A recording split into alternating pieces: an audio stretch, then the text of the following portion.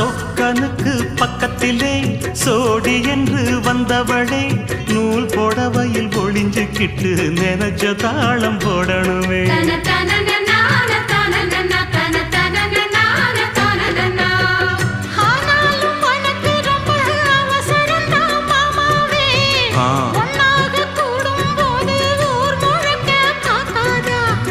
பார்த்தாலும் தவறு இல்ல பனியுறங்கும் ரோசாவே உன்னால சொத்த வச்ச மூக்குலதான் வைக்காதா.